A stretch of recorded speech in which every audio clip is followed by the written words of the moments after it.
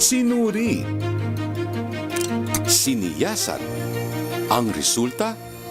Super effective ang Shield sa pagpatay ng bakterya at virus. Shield Antibacterial Soap. Believe ang mga eksperto sa Philippine Nurses Association. At si Mami, Tiwala ako sa Shield. Shield Antibacterial Soap. Napatunayang mabisa. Ang mga nurse, tiwala. May nagbago, may arte, may budget. Akala nyo lang yon. So solid! White Rose Papaya, wow, White Rose. White Rose Papaya, wow, White Rose. White Rose Papaya. May glow up with a White Rose Papaya. White Rose Papaya. May puti power times 2 kasi may papaya at niacinamide. May shea butter and tea tree oil pa. Kutis sulit ang glow up. Glow up with a White Rose Papaya. White Rose Papaya. Kutis sulit ang glow up. ACS.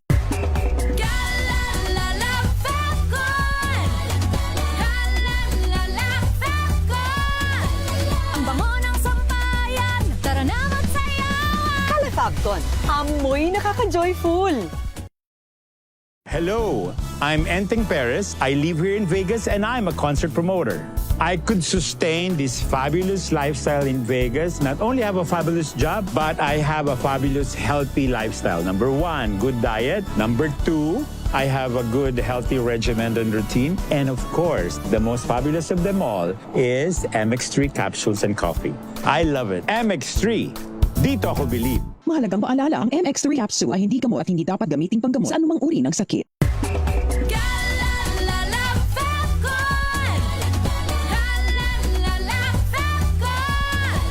Ang bango ng sampayan, tara na magsayawan! Fabcon, amoy nakaka-joyful!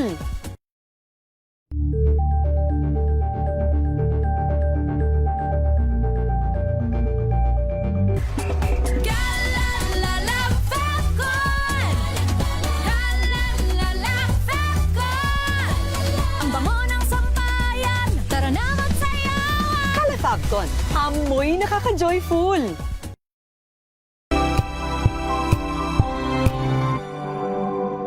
Hello, Washi! Laundry day na naman! Yay! Anong meron? Mancha ng chocolate, Oh. putik, may libag pa. Kaya natin yan!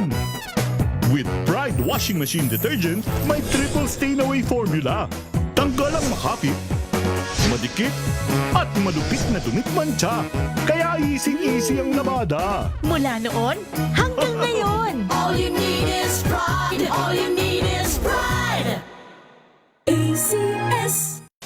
Maulan man, no worries na amoy kulog ang damit. Charm Fabcon. Bangong kumakabloom. Tanggal amoy kulog sa bango ng charm. Kaya gamit ko, Charm Fabcon with Bloom Fresh Technology. Kills 99.9% of kulob-causing bacteria. May aroma burst pa of thousands of flowers and berries. Ang sampay sa loob, no amoy kulob. Bangong kumakabloom sa charm. Charm Fabcon. ACS. Wow, ang saya.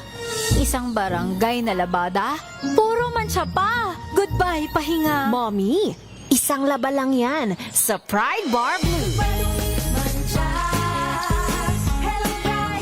May powerful stain-away enzymes na malupit sa dunit mancha. At di masakit sa kamay. Isang laban lang yan. Hello, pahinga.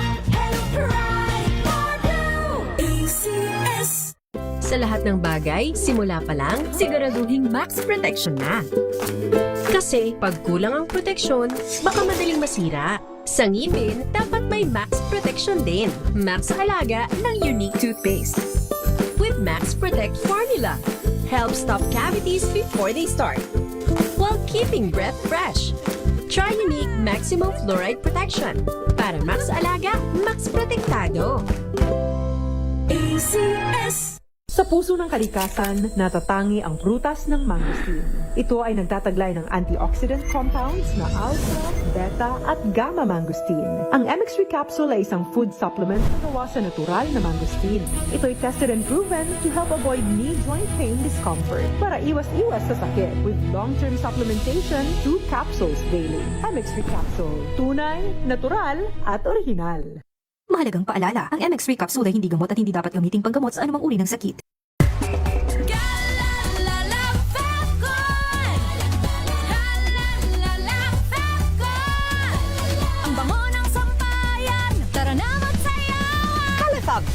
Amoy nakaka-joyful! I'm Jovi Kalmov. Currently, I am the Vice President for NAFA, which stands for the National Federation of Filipino American Association for the state of Arizona. In order for me to perform very well, I really make sure that my physical and spiritual wellness is really in order. And of course, the help of MX3 capsule. This is the secret. MX3, dito ako believe. Mahalagang paalala, ang MX3 capsule ay hindi gamot at hindi dapat gamiting panggamot sa anumang uri ng sakit.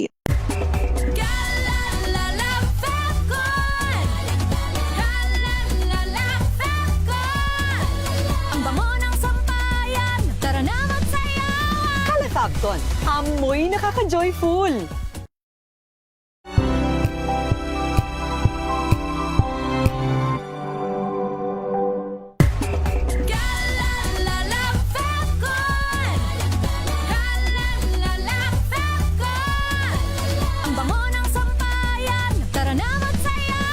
Calefabcon, amoy nakaka-joyful!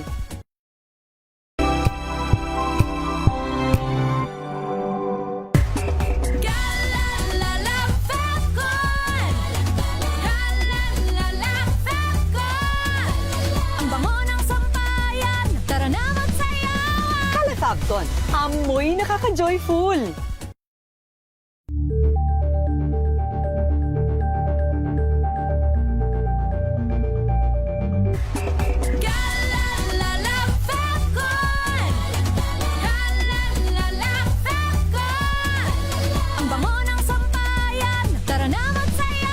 Calefabcon, amoy nakaka-joyful!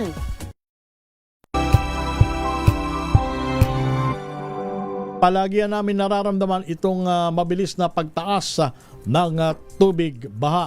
Ano na nangyari doon sa ibinabayad namin buwis? Ano na nangyari doon sa tiwala na ipinagkaloob namin sa aming inihalal na opisyal? Sa pag-aakalang bumuti ang sitwasyon, pambihira. Bakit ganito? Taon-taon na lang, hindi na nasusolusyonan. Worse, mukhang lumalala pa sa ibang lugar dito sa Metro Manila. Sige, alamin natin ang sitwasyon, kalagayan ng panahon sa labas ng ating impilan. Alamin natin kung malakas pa rin ang buhos ng ulan katulad ng naranasan natin umpisa noong araw ng Biyernes. Pambihira, akala mo talaga malakas na bagyo ang tumama sa Metro Manila sapagkat itong habagat kung humampas mayat maya halos walang pigil at ang buhos ng ulan talaga namang parang isang batya na ibinubuho sa atin di ba? Naroon sa EDSA Pasay at sa Dr. Santos Avenue sa Parañaque nakaranas ng gutter deep na tubig baha. Alamin natin kung ano na ang sitwasyon. RH number 15, Giselle Ricafort. Giselle. Na kay Romel, hindi pa rin humuhupa yung tubig baha sa ilang bahagi ng Pasay City at ng Parañaque City matapos bumuhos yung malakas na ulan. Nagkararanas ng gutter deep na baha ngayon yung isang sulok ng EDSA Pasay City kung saan may kabagalan yung daloy ng mga sasakyan. To the rescue naman yung Metropolitan Manila Development Authority para alisin yung mga bara doon sa drainage. Isang bahagi rin ng eastbound lane ng Dr. A. Santos Avenue sa Parañaque City ang may gutter deep na baha hanggang ngayon. Passable naman ito maski sa mga light vehicle habang nagpapatuloy yung declogging activity ng Department of Public Works and Highways. Samantala, humupa na yung mataas na tubig baha, yung perwisyong tubig baha na inaangal ng mga motorista doon naman sa bagay. Oops, naputol si Giselle. Matapos tumigil. Sige, ano nga uli yung binabanggit mong lugar, Giselle, dyan sa area ng Parañaque? Kung merong baha na nararanasan sa dalawang nabanggit natin na area na kaya Pasay City at Parañaque City, humupa naman yung perwisyong may kataasan na tubig baha doon sa bahagi ng Zapote Junction sa Las Piñas City matapos tumigil yung pag-ulan. Nananatiling mataas naman yung antas ng tubig sa Zapote River, sarado sa mga motorista yung Zapote River Drive dahil sa ginagawang proyekto doon. Patuloy yung operasyon ng DPWH flood mitigating pump sa Zapote River upang maiwasan yung paglala ng pagbaha doon. Patuloy din yung clean up at flushing operation ng pamahalaang lungsod sa panguna ng sentro bilang agarang tugon sa epekto daw ng matinding pag-ulan. Kabilang sa mga agad na nilinis at isinailalim doon sa flushing operation yung ilang subdivision sa Barangay Pulang Lupa 2 at sa Zapote Junction, Barangay Zapote, na nagranas ng pag-ipon ng tubig at mga debris kasunod ng malakas na pag-ulan. Isinagawa yung operasyon upang maalis yung mga naipong putik, basura, dahon at iba pang debris sa mga kalsada at daluyan ng tubig. Habang patuloy naman yung monitoring at assessment ng lokal na pamahalaan sa iba't ibang lugar upang matukoy at ma-aksyonan agad yung mga lugar na nangangailangan ng agarang intervention. Giselle, kamusta mo na ang kalagayan ng panahon bago ka magpaalam? Kamusta ang kalagayan ng panahon? Kung kanina, Lakay, ay sumisikat na yung araw dito sa bahagi ng Las Piñas City. Makulimlim na naman yung panahon, pero wala namang nararanasan pa ng mga pag-ulan sa ngayon. Sana naman na magkaroon na ng improvement ang kalagayan ng panahon natin dito sa Metro Manila. Giselle, pero isa na lang, nadaanan mo ba yung tinutukoy kong lugar dyan sa may area ng Parañaque? Dyan sa may kabaan na sukat sa tapat ng isang kilalang mall? May tubig pa ba? Grabe ang baha dyan. Oo. Laka yung mga nasa monitoring na area ng mga concerned agency, dinaanan natin Lakay yung naganap din tayo ng mga tubig baha pa doon sa Parañaque City. Maliban doon sa bahagi ng Dr. A. Santos Avenue, wala na tayong ibang nadaanan ng mga pagbaha. Ang sabi nga Lakay ng MMDA, nakitaan daw nila ng magandang indikasyon ng kalagayan kasi ng pagbaha sa Metro Manila. Ang binabanggit nila, mabilis na daw humupa Lakay yung mga pagbaha dito sa Kalakhang, Maynila. Batay na rin doon sa feedback na kanila raw na natatanggap. Sige. Parang nakakapikon yata yun, lalo na pagka ikaw yun naipit sa matinding pagbaha, tapos marinig mo yung ganyang announcement. Sus Mariosa. Kung taliwas Lakay yung nararanasan ng mga ordinaryong Pilipino doon sa mga sinasabing hindi ba ng mga nakaupo sa pamahalaan. Okay, sige. Maraming salamat Giselle Ricaport at mag-aantabay kami ng iba pang ulat from your end. Maraming salamat Giselle Ricaport. Salamat kay Romel, balik sa iyo. Samantala, sa kabila ng masungit na kalagayan ng panahon, meron tayong kahit papaano ay magandang balita. DZRH Special Coverage. Flash Report. Flash Report! Magandang balita sapagkat may bawas singil ngayong Agosto ang Meralco. Uy, good news yan. RH number 52, Edniel Parosa sa detalye. Edniel! Lakay Romel, may good news tayo para sa ating mga kababayan, lalo dito sa may mga sineserbisyo ng Maria Electric Company sapagkat magpapatupad sila sa bawas singil ngayong buwan ng Agosto. Anunsyo ni Meralco spokesman Jose Dariaga ngayong Lunes, magumura ang kanilang singil ng 4 sentimos o to be exact, 0.0428 centavos kada kilowatt hour. Katubos ito ng bawas na 9 pesos sa bill na mga consumer na karaniwang kumukonsumo ng 200 kilowatt hour kada buwan. Paliwanag ni Zelda Riaga, pangunahing driver pa rin ito ay ang RIPAG na ipinagutos sa Energy Regulatory Commission na abot sa 58.61 centavos. Bago nitang resulta ang RIPAG ng review ng ERC sa actual weighted average tariff o awat ng Meralco noong nakarang taon. Ako si Edniel Parrosa, DZRH, una sa Pilipinas, una sa Pilipino. Edniel, magandang balita yan pero mas magiging magandang balita kung aalisin na yung systems loss. Mas malaking bawas, hindi ba Edniel? Ay, ang bola niyan, Lakay Romel, nandyan sa ating mga nakakurbata, ating mga kongresista. Okay. Siyempre kung yung punto ba na ang systems loss bawas ba or cancellation, ay nasa usapin lang ba ito ng pag-repeal ng EPIRA o baka pwede na rin may gawin ng presidente dapat sa executive power tungkol dito. Dapat. Pakiulit mo nga Edniel, so sa mga consumer na kumukonsumo ng at least 200 kilowatt hour per month, magkano bali ang magiging bawas? Mabawasan sila ng 9 pesos, 9 pesos na decrease sa kanilang bill para doon sa mga pangkaraniwang kumukonsumo ng 200 kilowatt-hour kada buwan. Ito ay epekto ng 4 centimos na bawas singil ng Meralco kada kilowatt-hour ay buwan ng Agosto, Laki Romel. Okay, maraming salamat, Edniel Parrosa. Balik sa'yo, Laki Romel. Yan ang DZRH Special Coverage.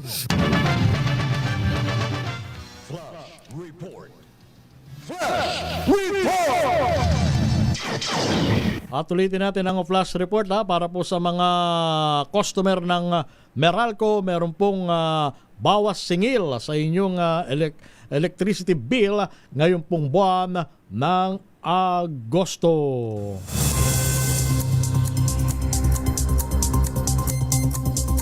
Eto pa, papasukin natin ang isang mahalagang anunsyo mula sa Palasyo ng Malacanang sapagkat kasalukuyang isinasagawa ang press briefing tungkol dito sa epekto at pinsala ng hanging o ng ulan na dala ng hanging habagta.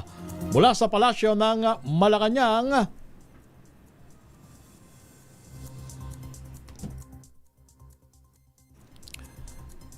sige, asa na ang okay na ba ang signal from Malacanang?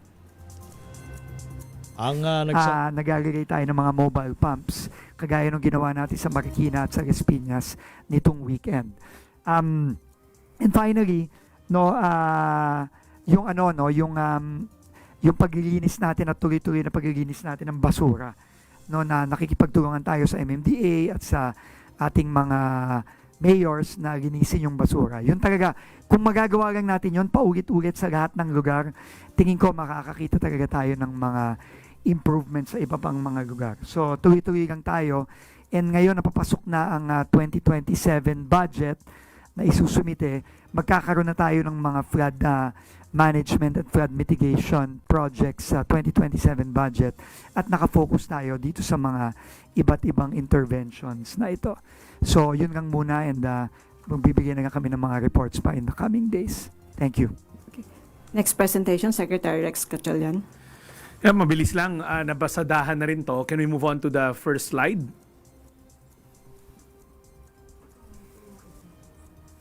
Well, next slide. So as mentioned, ito yung mga top-line data natin. We have around 2,070 barangays affected. Total numbers of affected families nationwide is at around 384,527. Ang open na evacuation center as of 6 a.m. this morning is at around 624. Of which ang laman niyan nasa loob ng evacuation center, 16,135 families. We have around 11,363 families outside evacuation centers. Partial na data on damaged homes. We have 367 damaged houses. 27 of them are totally damaged. 340 are partially damaged. Now, the next slide will show you yung nabanggit na ni Yusek Claire. To date, we've released 54,370 family food packs. We expect that number to go up kasi right now we're processing more requests from local government units who are asking for augmentation. Family food packs, ready-to-eat family food packs stands at around 2,722.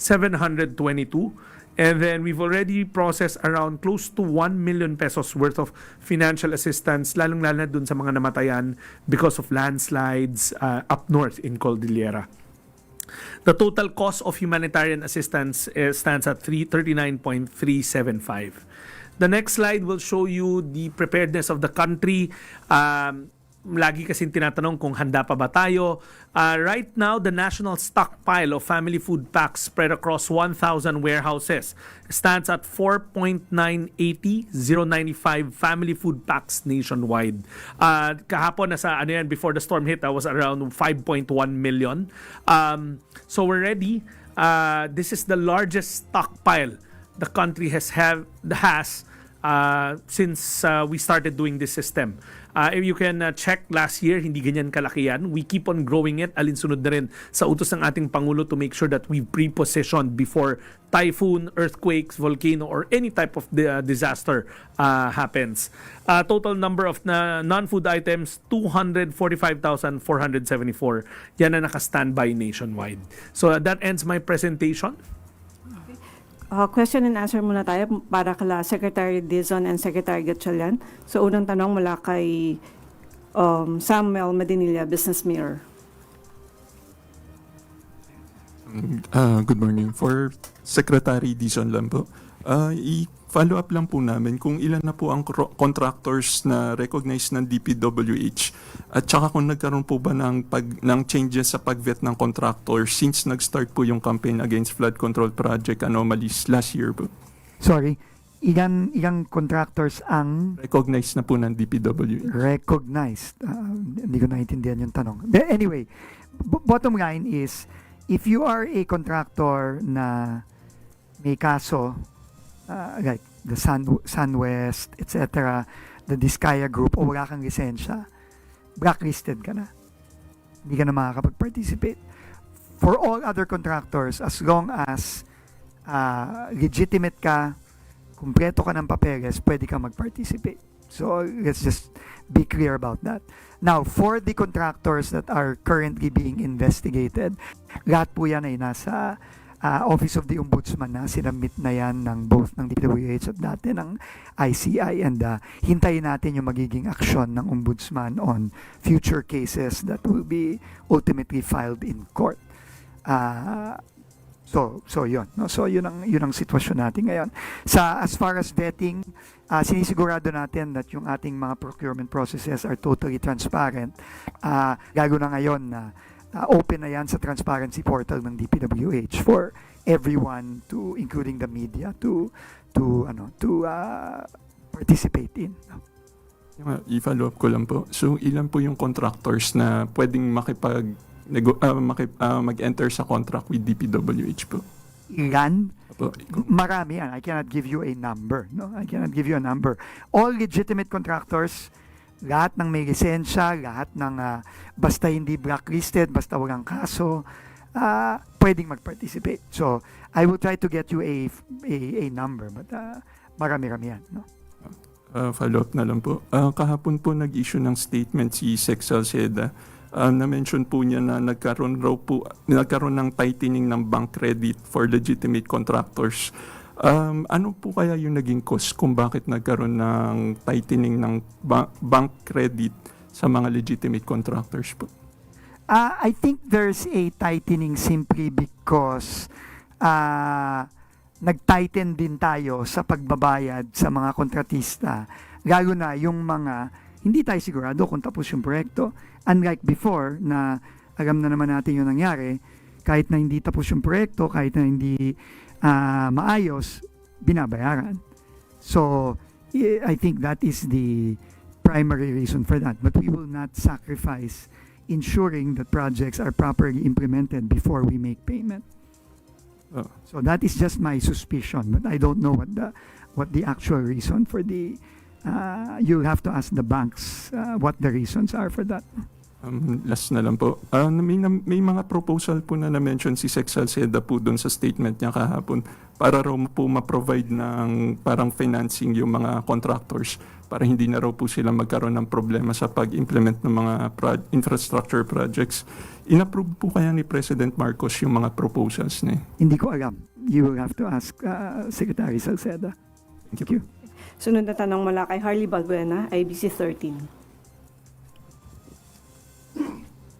Hi, Sec Vince. Sec, you reported to us earlier yung ilang streets po sa Metro Manila na dati ay lubang binaba pero ngayon po ay mas mabilis na yung paghupa ng baha. How about, sir, sa provinces natin or countryside? May mga ganito rin bang developments? Like yung Maharlika Highway natin na kaka-undergo lang ng rehabilitation? Doon sa mga areas na inaayos na natin, merong mga improvements. Pero syempre, technically, kakaumpisa pa lang natin dito eh. No? I mean, we started maybe 6-7 months ago dito sa mga interventions natin. Pero dun sa mga inayos natin, nakakakita na tayo ng improvement, which I think is just a testament to what the President wants to happen. Na kailangan ayusin na yung pag-implement ng mga project once and for all. Pero nag-uumpisa pa lang tayo eh. So, importante kang kailangan tuloy-tuloy tayo, huwag tayong titigil. May timeline kaya tayo, sir, sorry. Alam kong madami po yung projects natin, pero may timeline kaya tayo. Masasabi natin na hindi na ganong kalala yung maranasan. Ako magsabi ng ganyan. No? Hindi yan madaling sabihin kung kailan natin masosolve yung baha sa buong Pilipinas. No? We will have to go project per project, LGU per LGU, province per province. That is what we have to do. And there is no overnight solution here. Dekada na itong problemang to na hindi maayos yung paggagawa ng mga proyektong to. So, this will take time. Pero kailangan nga tuloy-tuloy at consistent tayo. Thank you. Sunod na tanong mula kay Jervis Manahan, ABS-CBN.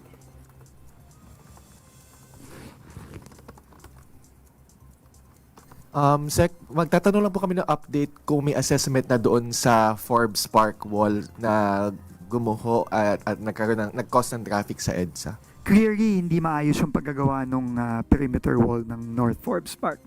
Ngayon, ang kailangan nating malaman, since matagal na yan, tingin ko medyo dekada na rin yung binibilang ng mga pader na yan, we have to find out muna, sino ba ang gumawa? Sino ba ang nagpagawa nito? No? So, that's the first step. No, in fact, nagpapatulong na rin tayo sa MMDA kasi matagal na rin nilang pino-point out ito. No? Pero kailangan magaman natin sinong gumawa and then we will exact accountability kasi hindi biro yung nangyari nung gabi ng Webes. No? Umaga ng Webes, no? Na buti na lang walang naglalakad doon, kung hindi may disgrasyang mangyayari doon. So and number two, we have to decide kung anong gagawin na doon. Gigibain na ba yun ng safely? So makikipag-coordinate tayo sa LGU at sa MMDA kung anong gagawin natin doon. Pero definitely, kailangan ayusin na yun. Yung remaining segments daw po kasi parang hindi na rin masyadong safe. So wala It looks like nung nandun kami ni General Torre nung Saturday night, talagang medyo may problema na. So in fact, nagpapagagay na kami ng doon eh. Nagpatulong na kami sa MMDA para magagay na ng barrier doon para wag nang daanan ng mga tao kasi delikado. Yes, sir. Thank you. Okay, sunod na tanong mula kay Ivy Reyes, Billionaire News. Hi, Sec Vince. Kamusta na po yung flood control projects sa Bulacan, especially yung mga natenga na either ghost or substandard? Naituloy na po ba or itutuloy anytime? Yung sa Kalumpit, tinutuloy na natin. Yung sa ibang parte, like Hagono, hindi pa. Kasi nga, undergoing investigation and kasama to sa mga kasong fina-file sa Ombudsman. So, pupunta ako ng Bulacan in the next few days para i-check yung sa Kalumpit. Meron tayong 3 ongoing doon na sinasara natin sa Barangays Bulusan, Frances at Quezon. No? So, i-check natin yun. No? Sunod na tanong mula kay Mads Moratillo, Net25. Hi, sir. Sir, sa Cavite, nung kasagsagan ng habagat, maraming lugar yung binaha. Like yung part ng Kawit, Imus, Bacoor. Matagal na po, dekada ng problema yon. May initiative na po ba yung DPWH to help para matapos na yung problema ng mga taga Cavite? Right now, mag-uumpisa pa lang tayo ng mga interventions natin sa Cavite. Ang Kawit, Noveleta, Bacoor, yan talaga ang catch basin na pinupuntahan ng daloy ng tubig mula sa mga bundok ng Cavite. No? So, kailangan talaga makapag-intervene na tayo dyan. Pero sa ngayon, kailangan mag-uumpisa pa lang tayo. No? Matagal na talagang problema yan. So sir, may talks na ba with the LGU? Meron na. Kanina kausap ko lang si Secretary John Vic na matagal ng gobernador dyan. Talagang kailangan nating pigilan ng pagbaba ng tubig o kontrolin ng pagbaba ng tubig galing sa bundok. No, galing sa mga bundok sa Ternate, galing sa mga bundok hanggang sa Tagaytay, no. So kasi diyan talaga lahat ng bagsak ng tubig. Tapos ang problema, coastal pa 'yan. So both tubig galing sa bundok, tubig galing sa dagat ang kailangan kontrolin natin diyan. So hindi madali ang solusyon talaga diyan. Possible ba, sir, next year makakasama siya? Hindi. Meron na tayong mga intervention na sisimulan for 2027, pero kailangan talaga masimulan na yung interventions natin sa bundok pa lang mismo. Kasi mahirap pagka bumagsak na yung tubig, too late na. Kailangan sa bundok pa lang nasasagunan natin. Thank you, sir. Thank you. Kay Sir Rex naman po. Hi, sir. Sir, kamusta na po yung initiative ng DSWD? I know na marami na tayong napamahagi na food packs and iba pang tulong. Meron po ba tayong mga challenges na kinakaharap sa pamamahagi natin ng tulong? Well, wala namang perfectong distribution, pero we try to come close to it. We have to remember, ang last mile o yung huling pag-distribute sa LGU yan. Sa local government code, ang disaster response is really the LGUs. Sila nasa harap. Kami, we stand to augment. So kami, as far as every single request that's properly vetted by the department, we are supplying all the LGUs. There's no reason na hindi namin ma-supply. As we showed you, napakalaki ng national stockpile natin for any type of disaster. May particular na region or lugar po ba tayo na talagang tinututukan na mas kailangan ng tulong? We cannot say may special na region. Lahat sila special sa mata namin. Kaya nga yung mga field offices, regional offices namin, lahat yan, they take every single request with utmost urgency. Opo. Sir, ang DSWD ba nagbibigay ng tulong sa mga nasiraan ng bahay? Yes, yun yung pinakita ko kanina. So, when we talk about nasiraan bahay kasi we use the cash relief assistance portion ng AIX. Remember, ang assistance to individuals in crisis situation, pag sabi ng social worker, may crisis tong pinagdadaanan, you'll qualify for that. At yan po ang bahagi ng ongoing na press briefing sa Palasyo ng Malacanang. Nakaagaw ng pansin sa akin kanina yung pinahayag ni BPWH Secretary Vince Dizon na ang solusyon sa matinding problema ng pagbaha, hindi lamang dito sa Metro Manila, kundi sa mga karatig lalawigan at sa iba pang panig ng ating bansa, ay hindi malulutas sa loob ng overnight. Hindi ito, sabi niya, hindi ito overnight solution. It takes time. Tama naman. Ito nga problema natin dito sa pagbaha, parang nasa kultura na dahil nga sa nabunyag na matinding katiwalian. Pero ang ine-expect ng taong bayan, kung hindi ito masusolusyonan sa lalo madaling panahon, kahit papaano maramdaman naman ang improvement. Oras muna natin, 11:33 ng umaga. Ang oras na Tumunog na ang gandingan para sa kalikasan. Ang nagkamit ng parangal bilang Best News Anchor ay walang iba kundi si Angelo Palmones ng Magandang Umaga Pilipinas, DZRH Radio 666 kHz.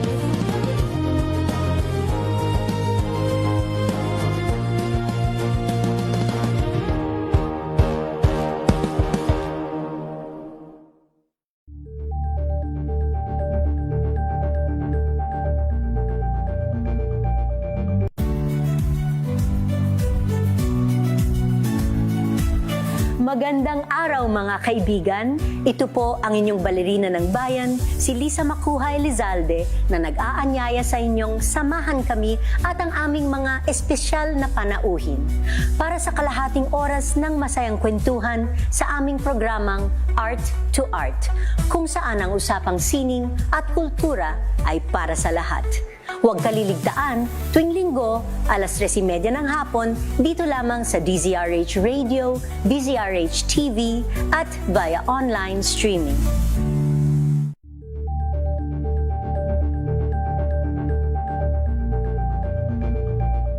Curious ka ba sa maraming bagay? Kami na ang bahala dyan. Aalamin, tutuklasin at bibigyang linaw namin ang mga katanungang bumabagabag sa inyong isipan. Sa programa kung saan ang bawat sagot ay galing lamang sa mga eksperto. Ang Expert's Opinion, tuwing linggo 3:00 ng hapon, dito lang sa DZRH TV.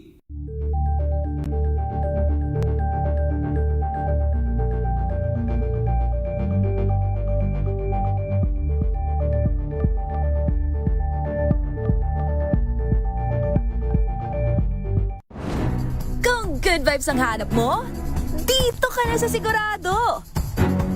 Mula sa mga istoryang nagbibigay ng inspirasyon hanggang sa mga kwentong may dalang solusyon. Mga Mga balitang pampagaan ng pakiramdam at pampaganda ng araw. Hindi lang basta good news, kundi the better news. Mula Lunes hanggang Biyernes, 1:00 ng tanghali sa DZRH TV.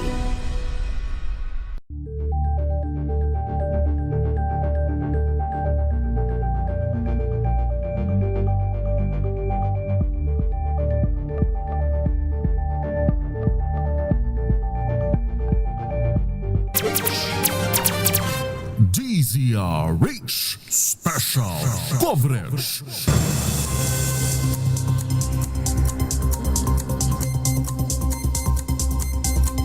Sa oras na alas 11:36 ng umaga, tuloy-tuloy pa rin po tayo sa ating special coverage tungkol dito sa epekto ng malakas na buhos ng ulan umpisa noong araw ng Biyernes dahil sa epekto ng tinatawag na hanging habagat.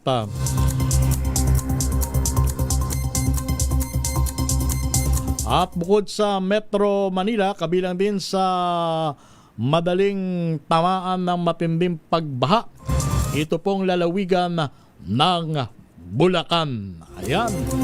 Sapagkat ito pong probinsyang binabanggit ko ay itinuturing na Catch Basin. Diyan po bumabagsak sa lalawigan ng Bulacan ang malaking volume ng tubig ulan. Lalo na sa pagkakataon na talagang bumubuhos, walang puknap at halos oras-oras walang patid ang malakas na buhos ng ulan. Ironically, dyan din sa probinsya ng Bulacan na kung inyo pong matatandaan at siguradong hindi nyo makakalimutan, dyan din po pumutok ang flood control iskandal. Kaya marami po ang nagtataka Napakalaking halaga ng salapi ang ina-allocate sa probinsya ng Bulacan taon-taon. And yet, ay parang pasama ng pasama ang sitwasyon at hindi nararamdaman na nagkakaroon ng improvement. Lalo na kung talagang rainy season. Minsan kahit walang bagyo, yung ibang bahagi dyan ng probinsya ng Bulacan talagang binabaha pa rin. Katulad dyan sa area ng Hagonoy. Meron lugar dyan kahit na summer talagang hindi na nawala ang baha sa kanilang lugar. At speaking of Bulacan, makibalita nga tayo sa bayan ng Marilao sapagkat dyan sa bayan na yan, isa din yan sa mga madalas sa bahain tuwing panahon ng bagyo. At nasa linya ng komunikasyon ang alkalde ng Marilao, si Attorney Jem C. Magandang umaga po, Attorney Jem C. Si Romel Fuertes po para sa DZRH. Good morning, Attorney. Hello po, Sir Romel, and sa mga viewers po, viewers pa ng ating DZRH. Magandang umaga po sa inyong lahat. Okay. Opo, Attorney, kamusta po ang naging epekto ng hanging habagat sa area po ng Marilao? I understand may mga barangay tayo dyan na talagang binaha din. Apo.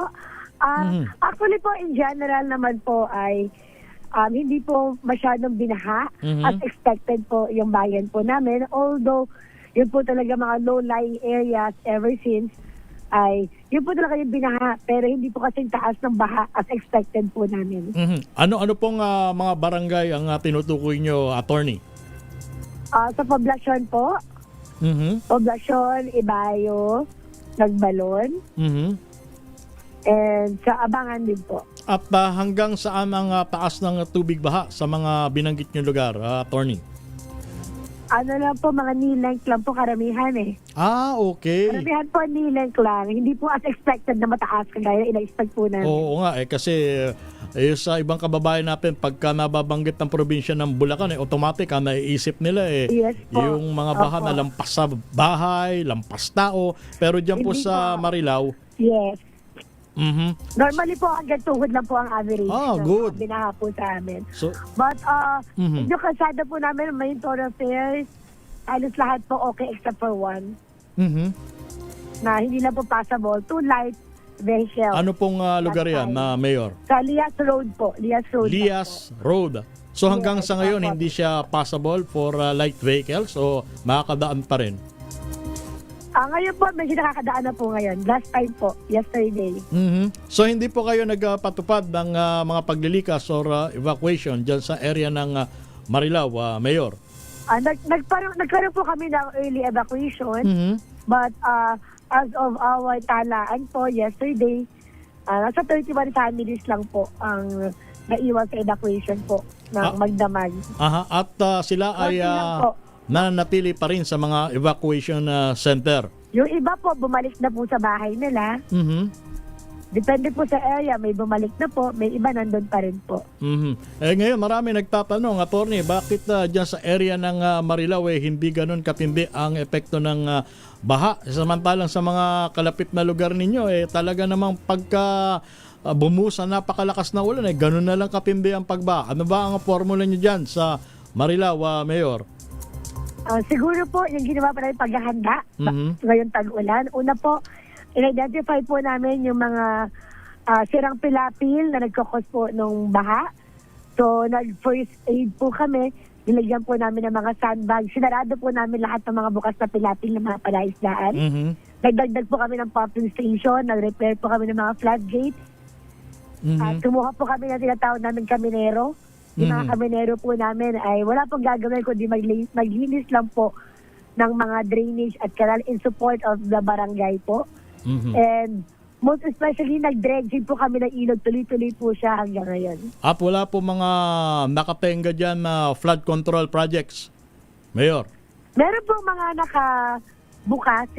Yung po may pagitan na hindi po talaga nakasali sa dating project po ng DPWH. Pero yung iba po, basta kaya po namin, may mga butas-butas. Yan nga po, tinapanan po namin kahit pa paano. Gumawa po kami ng kahit band-aid solution, at least nakatulong po siya para hindi po agad pumasok po yung tubig. And of course, yung constant pumping po at pagdalagdag din po ng mga pumping stations. Okay. Maraming salamat, Mayor Jemsy, Attorney Mayor Jemsy ng Marilao, Maraming salamat din Bulacan. po. At regards daw kay Ronnie Mendoza, Kuya Ronnie Mendoza. Yes po, maraming salamat po. Okay. Maraming salamat. Ang inyo po napakinggan ang alkalde ng Marilao, Bulacan, si Attorney Jemsy. Maswerte mga taga Marilao, kahit papaano bumaha pero hindi naman ganun kagrame.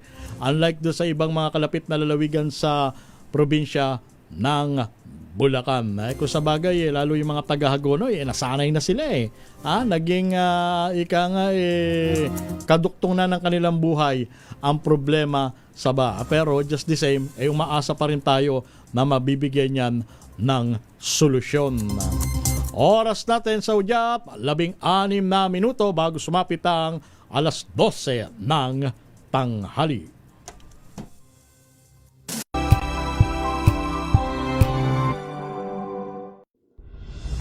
Tuloy-tuloy ang pagtulong, tuloy-tuloy ang pagseserbisyo at tuloy-tuloy ang balitaan kasama si May Binauhan sa Operation Tulong mula Lunes hanggang Biyernes.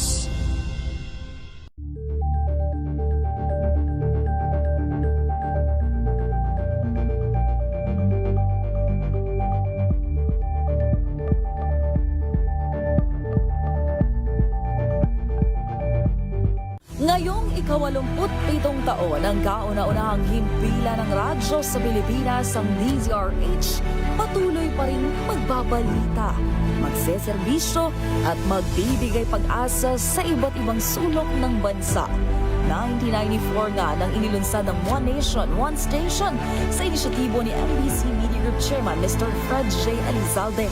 Naabot ang nasa 97% ng populasyon sa Pilipinas gamit ang nationwide satellite broadcast.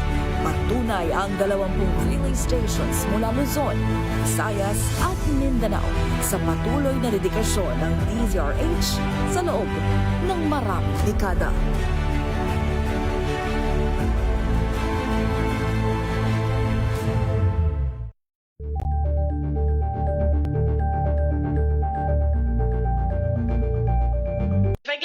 impeached, then that is my end. Tumutok sa pinaka-importanteng paglilitis ng impeachment court ngayong taon. The Impeachment Trial of Vice President Sara Duterte at DZRH Special Coverage.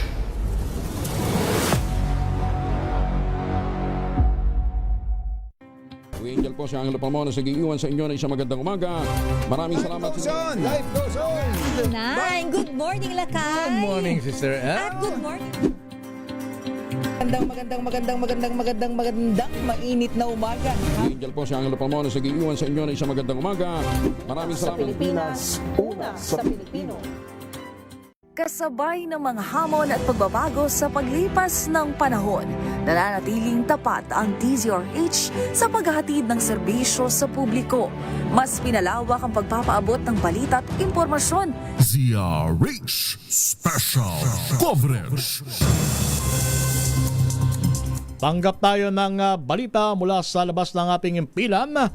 Labas tayo ng Metro Manila, magtungo tayo sa siyudad ng Baguio. Naroon natin kasamang si RH number 41, Lakay Romy Gonzales. Lakay Romy, kamusta ang Baguio City? Tuloy-tuloy pa rin ang naranasan na pag-boost ng ulan, pabugso-bugso pa rin, Lakay Romel. Subalit sa kabila nito, tuloy-tuloy pa rin at puspusan ang ginagawang search, rescue, and retrieval operations ng mga hindi bababa sa 150 responders sa 6 pang individual na nawawalan sa nangyaring landslide na kuminsala sa 3 bahay sa Riverside, Gisad, Surong dito sa lungsod kagabi. Gumagamit na ang mga responders ng mga makabagong kagamitan at K9 units upang magsilbing gabay nila sa paghukay sa maputik at makapal na lupa na gumuhat, tinangay at sumira sa 3 bahay. Sa 13 biktima, 3 ang nailigtas na buhay at dinala sa ospital. 4 naman ang sinawing palad. Kabilang sa nasawi ang 17 anyos na babaeng estudyante at ang 2 na taong gulang na estudyante at 56 years old na lalaki. Sa 3 nailigtas na buhay, 2 magkasing edad na 27 anyos na lalaki at babae at 77 years old na pastor. 6 pang individual ang patuloy na hinahanap, kabilang 2 batang edad 3 at 8 taong gulang. Tulong-tulong ang mga personnel mula sa iba't ibang ahensya ng gobyerno, local government, barangay officials, emergency responders sa sinasagawang search, rescue and retrieval operations sa kabila ng pabugso-bugsong ulan na naranasan ngayon sa lungsod ng Baguio. Ito si RH41, Romy Gonzales para sa DZRH. Una sa Pilipinas, una sa Pilipino. Maraming salamat, Lakay Romy Gonzales. Samantala, alamin natin ang kalagayan sa siyudad naman ng Maynila. RH number 9, Miss Tina Nolasco. Tina. Lakay Romel, agad na nagpatawag ng emergency meeting si Manila Mayor Francisco Isko Moreno ngayong araw kasama ang City Disaster Risk Reduction and Management Council upang iutos ang full mobilization ng mga ahensya ng lungsod sa gitna ng patuloy na pag-ulan dulot ng habagat. Inatasan ng alkalde ang lahat ng departamento ng pamahalaang lungsod na maging handa at magsanib puwersa para sa pagtugon sa kalamidad. Kabilang na dito ang relief operations, paglilinis ng kalsada, pagpapanatili ng kaayusan at paghahanda ng mga ospital. Sa pagpupulong, inilatag ng alkalde ang mga direktiba nito sa Manila Department of Social Welfare, Department of Engineering and Public Works at Department of Environment and Public Services. Pinatitiyak din ng alkalde ang mabilis na koordinasyon sa Meralco para mabilis na maayos ang mga napinsalang poste at kable ng kuryente. Bukod pa rito, inatasan din ni Yorme ang Manila Traffic and Parking Bureau para mag-deploy ng mga enforcers sa gitna ng masamang panahon. Naka-high alert naman ang Manila Police District upang mapigilan ang mga krimen habang masama ang panahon. Pinatitiyak din ng alkalde sa Manila Health Department na sapat ang supply ng gamot at handa ang mga pampublikong ospital na makatugon sa mga pangangailangan ng mga pasyente. Ito si RH19 na Nolasco para sa DZRH, una sa Pilipinas, una sa Pilipino. Pina? Yes, Romel? Tina, nagkaroon ba ng evacuation ang pamalang syudad ng Maynila? Oo, Romel, kahapon pa lamang may mga inilikas na sa 3 evacuation center dito sa Maynila, sa Baseco Compound at partikular dito sa may Office of the Vice President sa Barangay 101 sa Tondo, Maynila. Aabot sa 800 individual, katumbas yan ng mahigit 200 pamilya ang inilikas nga dahil na dito sa mga pagbahang naranasan simula pa kahapon hanggang ngayong araw. Okay, maraming salamat, Miss Tina Nolasco. Maraming salamat. Back to you, Romel. Mula po yan sa syudad ng Maynila. At nasa linya ng komunikasyon, ito, importante ito ha, si Ma'am Eileen Abelardo, Pag-asa Hydrology Division. Kasi marami ang nagtataka bakit gano'n na lang katindi ang buhos na ulan na ibinagsak dito sa Metro Manila at sa mga karatig na lalawigan. Magandang umaga po, Miss Eileen Abelardo. Umaga po. Opo, sa simpleng paliwanag, gaano ba katindi yung pong ibinagsak na ulan ng hanging habagat umpisa noong araw ng Biyernes? Yun po, kung dito po sa Metro Manila, moderate to at times heavy nga po yung naging mga pag-ulan na bumuhos po sa Metro Manila. So batay po sa inyong kalkulasyon o computation, gaano po kadami? Gaano kabigat ang yung volume po ng ulan na ibinagsak? Opo. So, sa ngayon po, hindi pa po namin na-calculate. Yun pong total niya simula nung umpisa po yung malalakas na buhos ng pag-ulan po dito sa may Metro Manila. Kasi marami ang biglang naalala yung bagyong Ondoy eh. Although wala po tayong bagyo, pero hanging habagat ang tumama. Pero just the same parang ganong kapindi ang buhos ng ulan. Hindi naman po ganong kapindi, Miss Eileen.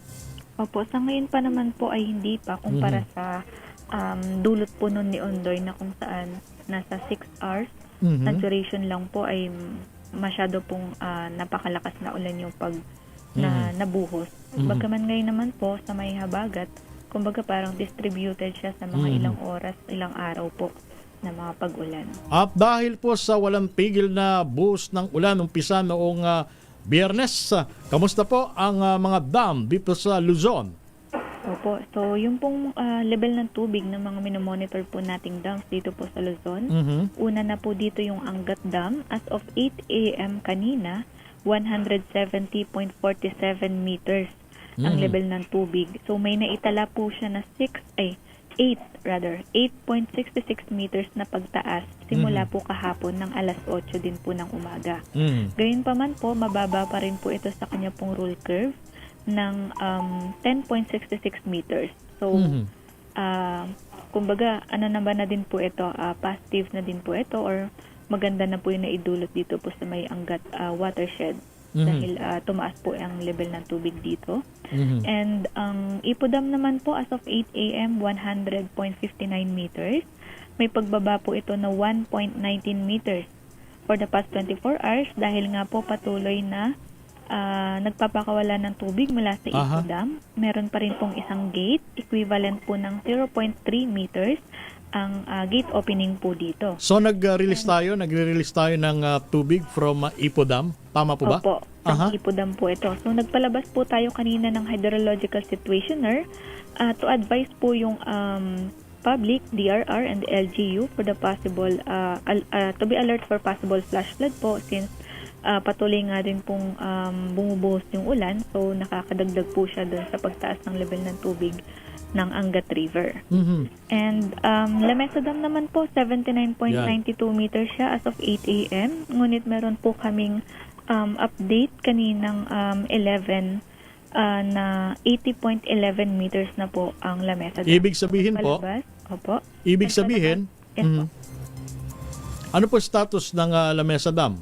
Ang La Mesa Dam po, ang kanya pong overflow level ay 80.15. So meron na lamang pong 0.4 meters Bago po mag-overflow ito. Kaya naman po, kanina din pong alas 11, nagpalabas na din po kami ng situationer para naman po dito sa may lamesa dahil maaapektuhan po talaga yung malaking bahagi po sa may Fairview. And then yung tubig po na yun ay dadaloy naman dito sa may Tulyahan River. Opo. So mula dito sa Quezon City, pababa hanggang Malabon, Navotas, yun po yung concerned community po natin sa posibleng pagtaas naman ng level ng tubig po ng Tulyahan River. Yan ay kung magiging tuloy-tuloy po ang buhos ng ulan. Sana naman Opo, tama hindi ganun kalakas, ano? Opo. So sa ngayon naman po medyo nag-i-improve. So medyo tumitila-tila naman po yung pag-ulan. But still po, kailangan pa rin po nating mag-monitor for the possibility po nito. And to continue po, ang Ambuklaw at Binga patuloy pa rin pong nagpapakawalan ng tubig. So si Ambuklaw Dam ay 751.71 meters siya as of 8 a.m. So may pagbaba naman siya sa na 0.29 meters. So meron pa rin pong 7 gates na nakabukas. Equivalent po ito ng 3.5 meters na gate opening. While dito naman po sa may Binga, 574.44 meters, may 0.56 meters naman siya na pagbaba. And meron pa rin pong 6 na gate na nakabukas. Equivalent naman po ito sa may 4 meters. So, base ay dulot nga po nitong pagpapakawala ng tubig na to, may pinalabas din po tayo na warning. For the release po ng Ambuklaw Dam, pinapayuhan po natin dito yung Barangay Ambuklaw, dito po sa Bocon, Benguet. And dito naman po sa pagpapakawala ng Binga Dam, yung barangay naman po ni Dalupirip at Tinungdan, dito naman po sa Itogon, Benguet, sa posible pong pagtaas ng level ng tubig ng Agno River. But eventually po, yun pong tubig na nire-release ni Binga Dam, ang sumasalo naman po nito ay ang San Roque Dam. So kaninang 8 a.m. po, 254.77 meters ang kanya pong level. So meron po siyang itinaas na 15.05 meters for the past 24 hours. Dulot nga po ng pagpapakawala ng tubig mula sa Binga at yung kasabay nga rin po na malalakas na pag-ulan sa watershed po ng San Roque Dam. Ganun pa man din po, mababa naman siya sa kanya pong spilling level na 280 meters, so nasa 25.23 meters pa po na mas mababa siya sa kanya pong normal high water level. Okay. And ang Pantabangan Dam naman po dito sa Nueva Ecija, 182.22 meters. So may pagtaas naman po ito na 0.76 meters for the past 24 hours. And ang Magat River naman, ang Magat Dam naman po 174.34 meters. May 3.61 meters naman po ito na itinaas. And lastly po sa Caliraya Dam, 287.18 meters. Tumaas naman po ito ng 0.19 meters for the past 24 hours. So all in all, 3 dam sa Luzon ang nagpakawala ng tubig. Ang Ipo Dam, Ambuklaw Dam, at saka yung Binga Dam. Okay. Sige. Maraming salamat, Miss Eileen Abelardo. Ayan, ang inyo po napakinggan si Miss Eileen Abelardo mula sa Pag-asa Hydrology Division. Tawag pa tayo ng isa pang report bago tayo matapos sa ating programa. Alamin natin ang sitwasyon mula sa area naman ng Calabarzon. Yan ay Cavite, Laguna, Batangas, o yung tinatawag na Region 4A. Ayan, naroon ang ating kasamang si RH number 30, Eric Dastas. Kuyang Eric, magandang umaga. Magandang tanghali, Kuya Romel, at bagamat unti-unti nang nagpapakita ang ating aling araw, sa mga oras na ito ay nasisigitan pa rin naman ito ng paunti-unti na pagbugso ng ulan. Alam mo na napakarami pa rin ng ating mga kababayan na lubog pa rin sa tubig baha, partikular na sa mga ilang barangay dito sa may area ng Nasugbu, Batangas, kung saan ay pinapadala sa atin ng ating mga kaibigan, mga kamag-anakan, yung mga barangay, partikular itong barangay ng Kalayo at maging itong barangay Bukana, barangay Wawa, at may mga ilan pa rin, barangay Talangan, barangay Pantalan. So far ngayon ay hindi naman ganun kalaki na kagaya kahapon yung talagang hanggang saan ang pinakamataas na tubig baha na inabot niya sa Nasugbu, Batangas, Eric? Kuya Romel, alam mo, lampas tao to Nako. Hindi, alam mo yung mataas na elevated. Anong lugar yan, Eric? Natin. Anong lugar? Barangay Putat ito. Barangay Putat. Alam mo, ganito, Kuya Romel, ihahaling tulad natin. Magano ka na 3 tao. Nako. 3 tao na magkakapatong. Yung kalsada Sus, Maria na Josep, naka-elevated, ano? halos yun ay hindi na kaunting-kaunting ulan na lamang, posibleng hindi na madaanan. Nako, Yung, ganun area na katindi yan. ha, ganun katindi. Nako. Matindi. Ngayon lang ba nangyayari yan, Eric? O since time immemorial, ganyan ang sitwasyon? Maraming beses na. Maraming beses na. Actually, talagang ito'y binabaha itong mga lugar na ito. Dahil ito'y na catch basin ito, papunta ng dagat, papunta may ilog. Pagkamat yung mga ilog ay hindi na talaga kakayanin noong volume ng tubig na nanggagaling sa mga kabundukan, Kuya Romel. Okay. So, yan yung mga lugar. At yung parte naman, Kuya Romel, ng Lian, Batangas, sa karating na bayan, ng Cebu, Batangas, yung Barangay Balanoy, yung Luyan, yung Puting Kahoy, halos yung Kuya Romel, hindi na rin kahapon at hanggang hanggang ngayon ay unti-unti na bumabalik yung ating mga kababayan na galing naman sa mga evacuation area na ikinalaga ng kanilang munisipalidad. Okay. So yung Tuwi, yung Balayon, Batangas, tinamaan din mabuti ng itong Lemery, Batangas, na kung saan ay yung parte ng may part ng malaking mall ay halos hindi na rin ito madaanan. So mga area ng Cavite naman, Kuya Romel, ang apektadong mabuti rito yung Noveleta, Kawit, itong Imos, at maging itong Cavite City, Rosario, Cavite, at yung General Trias, ayan lang, at saka itong Bacoor, Kuya Romel. Ayun lang, lubhang naapektuhan ng napakatinding pagtaas ng baha. At yung Aguinaldo Highway nga, nakikita natin sa mga video na ipinapadala sa atin ng ating mga kababayan ay talagang ginagawa na nga na parang swimming pool o dagat. At sinamantala na yung pagkakataon na doon sila magtampisaw sa mga area na yan. At Go ahead. Yeah. Yun, Romel, itong parte naman ng Laguna ay puntahan natin yung area ng Santa Rosa, Binyan, San Pedro, maging itong bahagi ng Calamba ay talagang hindi rin nakaligtas sa napakatinding baha na naranasan ng ating mga kababayan. At ito ngayon, Kuya Romel, ay patungo tayo sa area ng Rizal at titingnan natin ang sitwasyon ng mga kababayan natin sa lalawigan ng Rizal at tayo ay mayat-maya ay ating ibibigay ang impormasyon kung ano na ang sitwasyon na dahil yung Cainta ay nalubog din sa tubig baha na karating ng Metro Manila at maging yung Antipolo, maging Rodriguez at Montalban ay hindi rin nakaligtas sa tubig baha. Yan lang ang pinakahuling sitwasyon mula sa Calabarzon. Dito pa rin si Eric Dastat para sa DZRH, una sa Pilipinas, una sa Pilipino. Maraming salamat, Eric Dastas mula sa area ng Calabarzon. At ang ating oras, 4 na minuto, makalipas ang alas 12 ng tanghali.